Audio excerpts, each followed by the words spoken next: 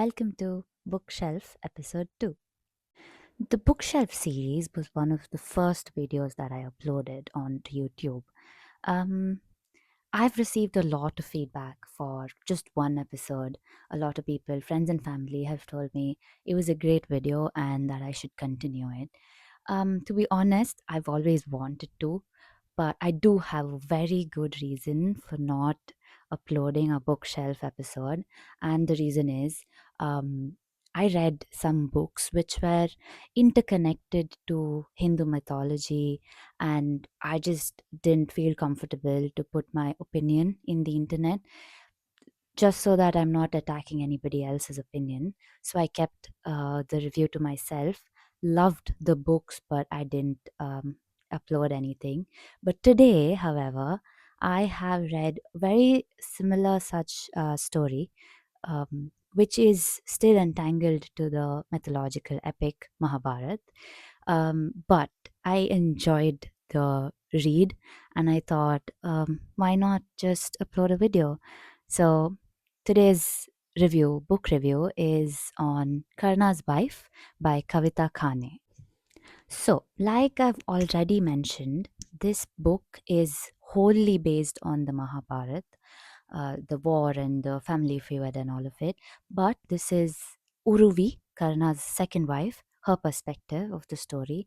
So, what happened to me is that I've read a lot of versions of Mahabharata from different other perspectives. Like, for example, the Draupadi's version, or the Draupadi's perspective, which is The Palace of Illusion by Chitra Banerjee Divakaruni, which is an amazing, amazing read. So if you are planning to read the book, please go ahead. You will enjoy it, trust me. But yeah, so what happened to me was all these perspectives were either from a third point perspectives or from the side of the good. So I it was a new experience, I think, and I was looking forward to reading it because this is coming from the evil side of the war. When I say evil side, I say it because whenever we um, refer to the Mahabharata, we talk about how Duryodhan and his team was much on the evil side or the bad side, and the Pandavas were towards the good.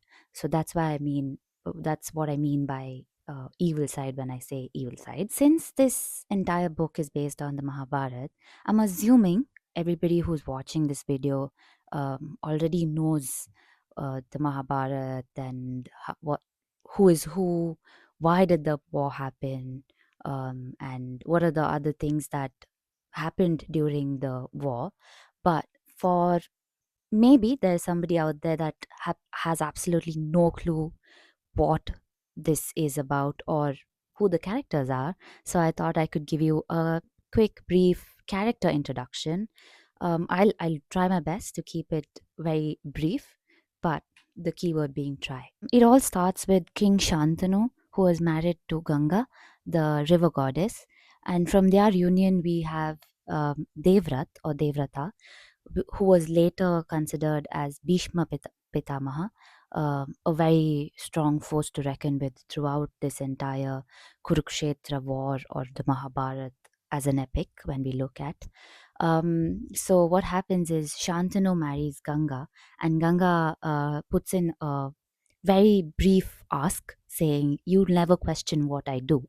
And Shantanu says, "Okay," and they get married. But each time they have a kid, Ganga goes and lets the baby afloat in the river. And each time King Shantanu wanted to go ahead and ask her why she was doing it, he was bound by that one word he gave to Ganga, saying, "I will not question your action." But by the time it came to the seventh child, he couldn't control anymore, and he really needed to know why she was doing it. So he goes and questions Ganga, and because the word with the promise was broken, Ganga walks away and leaves Devrat in the care of King Shantanu. Um, Later on, King Shantanu meets Satyavati, who was the daughter of a fisherman, and falls in love with her and wants to marry her, goes to her father and requests her hand in marriage.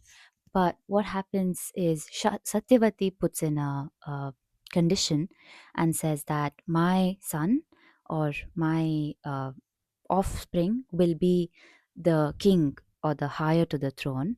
And because King Shantanu had Bhishma, the earlier son from the union between Shantanu and Ganga, he would be the technical heir to the throne. But Bhishma, looking at the sadness that his father was going through and the the love he had for Satyavati, he said he took an oath saying he will never marry.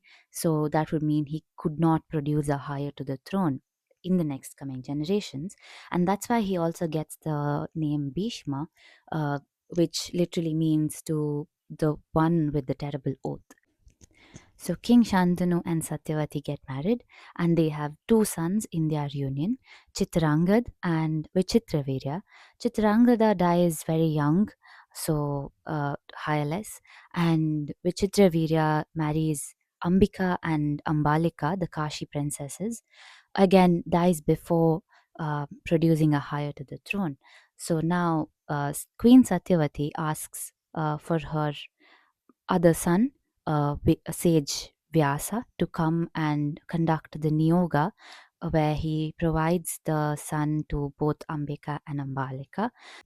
Ambika and Vyasa give birth to Dhritarashtra, who was born blind, and Ambalika and Vyasa give birth to uh, Pandu, who was pale and weak. There's a story where it suggests that Ambika closed her eyes during the process of Niyoga, and hence the child was born blind, and Ambalika was weak and pale, and hence Pandu was born weak and pale. Uh, Considering both the offspring had certain kind of problems, Queen Satyavati requests Vyasa to conduct the Niyoga again, but both the queens, Ambika and Ambalika, because they were already terrified, uh, sent their maid. The son of the maid and sage Vyasa is Vidura, who later becomes a wise counselor for Dhritarashtra and the Hastinapur court. Now, Dhritarashtra later marries Gandhari, the princess of Gandhar, and Pandu marries the princess of Kunti Bhoj, Kunti. Also, later on, he does marry Madri as well.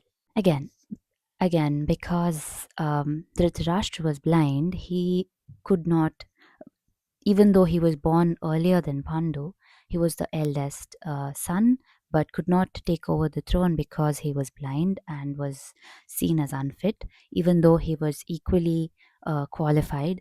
And Pandu was throned the king of Hastinapur. Later on, Pandu ends up getting cursed by another sage in the forest and hence is unable to give a hire. Heartbroken by his actions, he leaves the court of Hastinapur in the hands of Dhritarashtra and moves into the forest.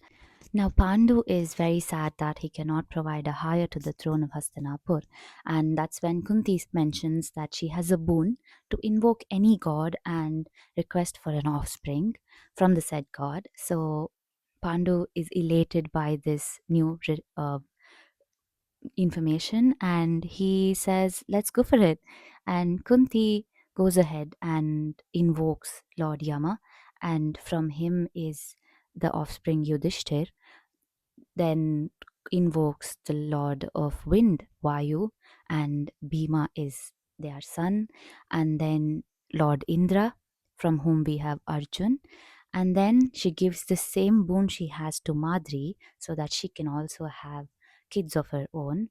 And Madri invokes the Ashwini Devtas and requests for twins, and that is Nakul and Sahadev. So you have the five Pandavas. But there is a small recap here. Before Kunti married Pandu, um, when she was much younger and she had just received the boon from the sage, she was a curious young girl and she wanted to test out this boon and see how it works.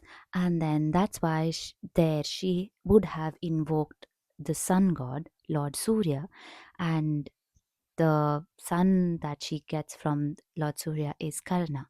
but because it was out of wedlock, she puts the baby in a basket and sets it afloat.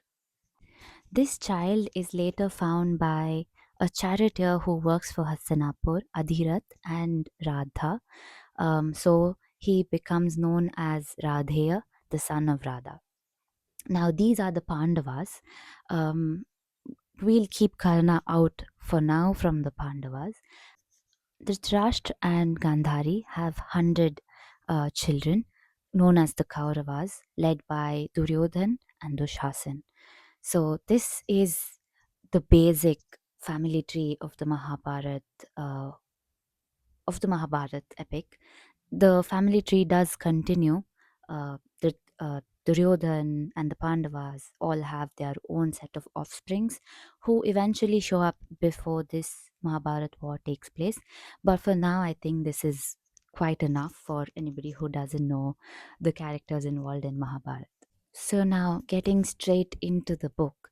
Um, First things first, it is very beautifully written. This is one of Kavita Kane's first books, and considering it's her first book, this is a very beautifully written book, very articulated.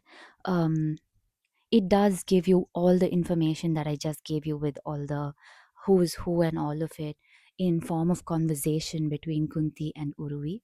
Oh, I completely forgot to give you Uruvi's description. So, Uruvi is the princess of Pukea. She is Karna's second wife. Karna marries Vrishali, who is his first wife, and has 7 kids with her. And then uh, Uruvi falls in love with Karna when Karna first comes and challenges the Kauravas and the Pandavas in the contest happening in Hastinapur. She sees this man with a golden armor and the golden kundals and falls in love with his charisma and how he presents himself, his skills, and just that. She just falls in love with him, and um, she Karna doesn't know her. Just Uruvi has seen him, has no idea who he is, what's his name, where's he come from, nothing, but has somewhere in her heart that by the time her Swayamvar comes around, she hopes to get married to Karna. And eventually, as time passes and her Swayamvar is near, she thinks that she still feels whatever she felt for Karna back in the day, and openly goes and tells her parents about her love interest. And also, to before going into Karna and Uruvi's relationship, Uruvi is a very strong independent princess. She's one of those who was very learned, very curious, also very rebellious in nature. She was straightforward, she was gutsy, and she was everything that you think of when you think of a strong princess. So it was only natural for her to stand up for her feelings, go and tell it to her parents. But her parents, on the other hand, were very worried because Karna was known as the Sutputra because he was considered the son of the charioteer. So marrying Karna would mean a downfall for Uruvi because she's a Kshatriya princess and she would have to marry out of her caste, I think, and it would mean a downfall in the society, in the societal position. But she was very adamant about what she felt. She thought that she would want to live her life with the one she loved, and her parents give in to their strong daughter, and eventually the Swayamvar happens. Unlike Draupadi's Swayamvar, in this Swayamvar, nobody wins her. It is her who chooses her groom. So she goes on and puts the garland on Karna. So even before, um, when she was born, I think she was fostered also by Kunti. Uruvi's mother and Kunti were great friends. So Kunti showed a lot of love to Uruvi and hoped one day Uruvi would marry her son Arjuna. And Arjuna also had intentions of marrying Uruvi and had seen her from childhood. They knew each other. So in this Swayamvar, Arjun was hoping and was very sure that he's the one getting married to Karna. So the story goes on like this, and I wouldn't want to give you the entire story, but I'm just going to tell you what I felt and what my opinion was. So, like I said before, this was a perspective from the other side of the war, and throughout the book, in the beginning, the book has all these nice invokes all these nice feelings. It's very sweet how she was born and brought up, and also how she was a very capable princess, and also the part where she falls in love with Karna is very sweet, very naive, and very cute, all in all. And when she marries Karna, she understands the hardships that Karna has to go through in the society as a Sutputra. A lot of friends and family that she earlier had and enjoyed spending time with had turned their backs on her. So there's that feeling of restlessness for Uruvi. Also, there's a great dynamic that is shown by the author with Karna's parents, Karna's family, her Uruvi's in laws, and also Karna's first wife, and also Karna's best friend, that is Rishali. So there's a lot happening in the first half of the book, and then slowly you move into how Uruvi is just helpless. She knows, because she knows Duryodhan and the Pandavas, the Kauravas, from when she was very young, from when she was a child. She knows that somewhere along the line, Duryodhan is evil, has bad intentions, and the fact that Karna is best friends with Duryodhan doesn't quite sit right with her. And also, a lot of people, like her father, like her mother, even Bhishma Pitama, do give her a warning that Karna is an amazing man, very loyal, very giving, a very kind and noble man, but he's on the wrong side. He's the right guy on the wrong side. And she tries her best. Even Vrishali suggests to Uruvi that she push Karna into not being so involved with Duryodhan, or the evil things that he's doing. She tries, and you can genuinely feel that helplessness, and I think that's a very commendable job by the author. So you feel helpless with Uruvi. You're like, oh Karna, can you not go with Duryodhan? I understand the friendship and all the relationship you have, but you don't owe Duryodhan your life just because he gave you the respect you deserved. But yeah, this is what happens most of it. And throughout the book, Uruvi has a sense of disappointment, a sense of disgust for Duryodhan, because she thinks that Duryodhan is only using Karna because Karna is Duryodhan's best ace against the Pandavas, because he's a great archer and a great warrior, all in all. And so Uruvi always keeps telling Karna that he's using you. He doesn't have your best interest in his mind. And Karna constantly keeps repeating the same thing, that he respected me without considering my birth or who my parents were or where in society do I stand. And he only considered my skill and valor. I don't know how you pronounce it. Okay, that. So Duryodhan respected him for his skill, and Karna is just has considered that he will serve, not serve. It's more like everything I do, I would do for Duryodhan because he's the only guy that stood on my side, is what Karna talks about. So the story goes on again, the same Mahabharat in general, and then the youth eventually.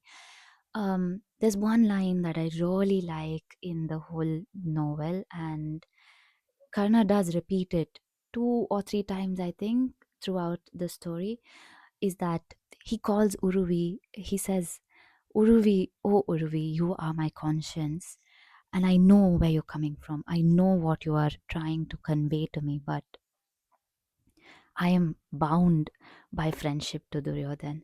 And the whole concept of him considering her his conscience is amazing, and that she stands up for what is right, regardless of Karna being the love of her life, is amazing. I think that is one of the qualities you need to have in your partner, where they can tell you when you are wrong, and stand up and say, no, don't do it. It is not correct. Because a lot of us do end up going in different paths. Again, there's nothing evil, there's nothing good, there's no black and white in the world. There's always a mixture. All good has some kind of evil in it, all evil has some kind of good in it. So it is very important for um, the closest ones, your closest ones, to stand up and guide you in the right way. That does not mean you constantly tell your partner or your closed ones that you're wrong, you're wrong, you're wrong. But if in case there's something that doesn't sit right with you, which would eventually affect your loved one, I think it is better to sit down, have a conversation, tell them that from my perspective, this looks bad, this looks wrong. Understand where they are coming from. If you both agree on both sides, then great. But if not, then you know where you have to go next. So that was something I really liked in the novel. And it goes on with the friendships of Uruvi and Bhanumati. Bhanumati is Duryodhan's wife, and the friendship of Duryodhan and Karna, which is insanely strong and in a way very beautiful. They loved each other like brothers. Um, in fact, I think they considered each other more than their own brothers. This, I think, Uruvi also realizes once Karna dies in the Mahabharata war, she sees Duryodhan in a completely different light. She sees the grief a friend is going through and she understands what most people were trying to tell her. So, Bhanumati, Karna, um, did try to tell her throughout the story that Duryodhan is not as evil as he seems. Yes, he does hate the Pandavas. Hate is a strong word, mind it. So he did hate them, innately hated them. But for Karna, he was his best friend. And that's all there was. They were the best friends. They had a great friendship within themselves. And when Karna dies, Uruvi is able to say she's able to forgive Duryodhan. To be honest, she says, maybe I was wrong, maybe Karna was right. Duryodhan truly cared for Karna, because Duryodhan says when Karna dies that I have lost everything now. I don't have anything valuable. I don't need the crown anymore. I don't need the throne anymore. This is not what I started the war for. But I think he understood that too late. um, and yeah, with the war happening, with the outcomes of the war and everything, um, the book does show you that, like I said, there's no black and white, there's no good or evil. The good people did do very questionable things throughout, and the bad people also weren't that bad considerably in other perspectives of life. But what I understood, or the book eventually tries to tell you, because you happen to relate to the bad side, you happen to relate to Uruvi, to Duryodhan, to Karna even, and you think, oh, the Pandavas were not that great either. But then it does point out later on in the book that what was wrong with Duryodhana and said team was that they were good people. They followed dharma, but there were points where they let that innate hatred, that innate jealousy, that all the negative things that a normal human could have, control their decisions and make these decisions for them. And when you have negative thoughts, taking a decision based on that negative thought is wrong. They did not have the control on their mind and their decisions, and they let these emotions take over. And that's why we could consider them a little on the evil side. And comparatively, if you look at the Pandavas, they did questionable things, I wouldn't deny, but they had a control over their emotions. They did not like how they were treated by the Kauravas, but also I think they did hate the Kauravas as well, but they still revered to them as their brothers, their cousins. uncles, aunts, the great teachers, and they had that respect and they didn't let that negative emotion control their decision making. I think that's one of the strongest points about the Pandavas. And whenever they were wrong, they had the humbleness to take a feedback from said elderly or anybody around them.